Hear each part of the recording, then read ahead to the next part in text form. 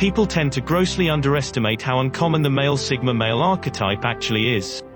On the other hand, he is a remarkable example of a lone wolf personality since he possesses a variety of characteristics that make him stand out from the crowd. Being a lone wolf must be one of the coolest things ever, right? Because of this, there are a great number of people who think of themselves as belonging to this category. But the fact of the matter is that this particular personality type is actually quite uncommon.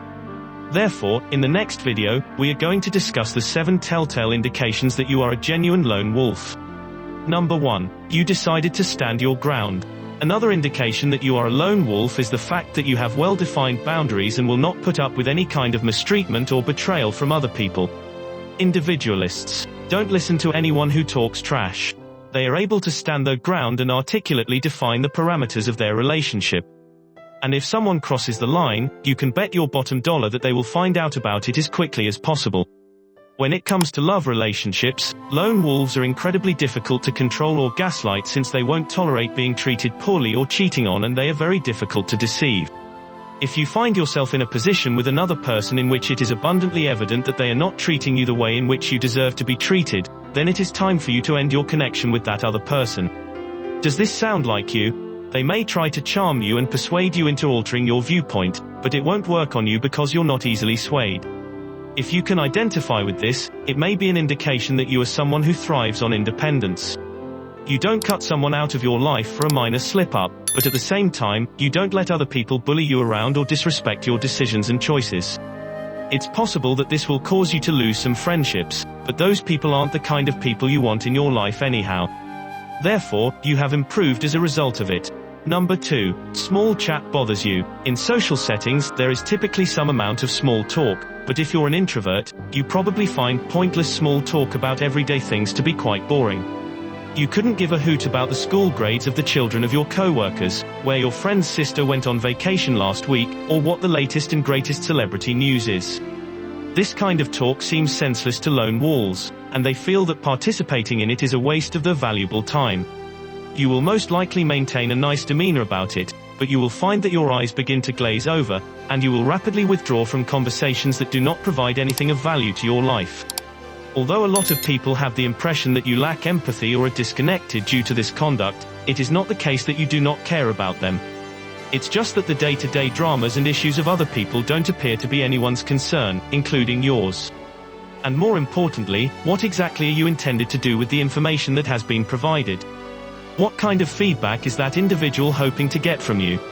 You have a tendency to tune out of the small talk and, to tell you the truth, you get a little bit agitated by it when you are a lone wolf. You would much prefer have conversations with people that you genuinely have a connection with about subjects that are more engaging, profound, and significant. If that's the case, then what's the point of even trying to communicate? Number 3. It's hard to understand what you're saying. Whether or not you are easy to read is one of the most understated methods to determine whether or not someone is a lone wolf. They are not someone who could be regarded as an open book, and they are well-known or their reputation for being quite private. It's possible that you're a lone wolf if people have a tendency to describe you as mysterious or if they say that they can't read you. It's not that you're as cold or unapproachable as you give off the impression of being. It's just that you're not the kind of person that displays their emotions on their chest like other people do. Despite this, as the lone wolf, you continue to feel and experience things extremely strongly. Nevertheless, you keep this deeper, more internal element of yourself to yourself. You like to keep your feelings to yourself because you would rather deal with your own difficulties on your own without the pity, sympathy, or unsolicited advice of other people. This is why you like to keep your sentiments to yourself. You should only let your closest friends or loved ones see your vulnerability when you are going through anything exceptionally uncomfortable or stressful, since they are the only people who deserve to see it. Lone wolves are notoriously difficult to decipher, which is precisely why so many people are drawn to the concept of them. This is a private matter. They pique people's interest because they make them curious about what lies underneath the surface. Number 4. You are a private person. If you like to be alone most of the time, then your personal space and your right to privacy are probably two of the most important things to you. Because you do not accept anyone crossing the line, if anyone breaks these boundaries, they will learn about it as quickly as possible because you do not tolerate it. When it comes to certain particular matters, If someone makes an attempt to pry into your personal life, or if you find them doing some digging, you will respond in a harsh manner and defend your turf. This is one of the primary distinctions between an introvert and a person with a lone wolf personality, or as a lone wolf will have no trouble letting someone know that they've crossed the line when it comes to their personal space. Introverts frequently struggle with finding the words no, and those personal boundaries, and finding it difficult to say no firmly. Those who prefer to do it alone will find it simple to isolate themselves from others. It's possible that they have high expectations of people when it comes to respecting their privacy and giving them their own space, especially if they are acting in ways that make them feel uneasy or agitated. On the other hand, the lone wolf will show the same level of respect and understanding to the boundaries set by other people. Number 5. You require some time to yourself to recharge.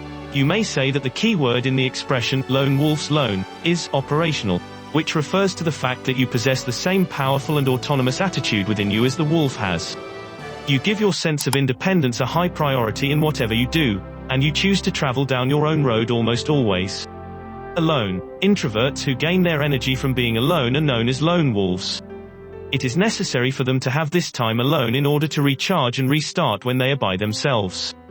You find that spending time alone yourself is one of the most rewarding things you can do, since it allows you to connect with your feelings and emotions and engage in some self-reflection. You place a high value on connecting with who you are through self-reflection. Therefore, having this period of silence allows you the room to accomplish exactly that. If you discover that you have less energy, less mental clarity, and less ability to focus when you spend time in large gatherings of people, you may be suffering from social anxiety. And if at the end of a long day all you want to do is go home, be by yourself, and curl up with a good book and a cup of tea, this is exactly what you should do.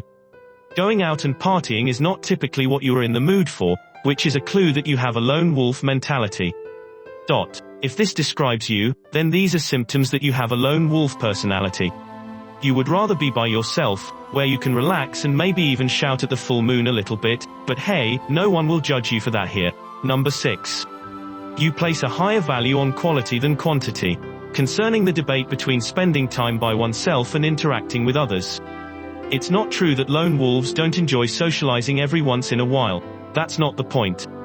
Persons hold this preconception about this personality type, combined with the erroneous belief that lone wolves are unsociable or unlikable people.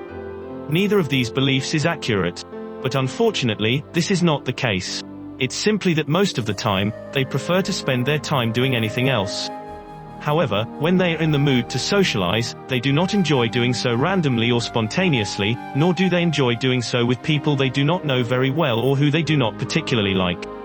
When they are ready for it and in the mood for it, lone wolves enjoy having close friends and socializing, but they are much more picky about who they invite into their wolf pack than other wolves might be. If you are a lone wolf, you probably haven't found any value in superficial relationships that aren't founded on true interest. Instead, you prefer to develop genuine partnerships and authentic connections with profoundly self-aware and loyal people who resonate with you. Because of this, you do not have hundreds of friends or even dozens. Rather, you have a small group of people who are very close to you. You have a lot of respect for those that go it alone. It is never about the quantity of friends someone has, but rather the quality of the friends they do have. If you have read this far on our list of signs that you are a true lone wolf, then we would like to express our gratitude for your continued presence. Please give the video a thumbs up and consider spreading the word about it. We can tell that you love the content we're putting out there, and that's great because it helps us build our channel and produce more video exactly like this. Number 7. You have a strong sense of self-awareness. The majority of people go through life without ever taking the time to get to know who they are. They never learn the truth about who they are or what they stand for throughout their entire lives. The reason for this is that the majority of people choose to disregard their own emotions and opinions. However, if you believe that lone wolves will ever struggle with this issue, you are mistaken, because rather than denying or suppressing their sentiments, they opt to accept and understand them fully.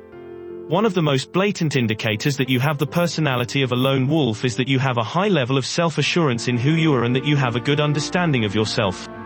This implies that you are aware of your weaknesses in addition to your strengths. And on top of all this, you are conscious of your true potential. You are aware of how to improve both yourself and your life in every way possible, while retaining our modesty and grounding in reality. You never act like a victim or wallow in bad feelings. Instead, you take responsibility for your actions. Self-awareness is something that most people struggle to develop, despite the fact that it is a quality that is considered to be of utmost significance. If you are a lone wolf, then you have a superior understanding of yourself compared to anyone else. Additionally, this enables you to have a deeper understanding of the people around you. Give this video a thumbs up if you enjoyed it. And do share with your friends so we may continue to create them. To see more videos like this, subscribe and don't forget to turn on the notification bell. Additionally, make sure to check out our other videos. Thank you for watching.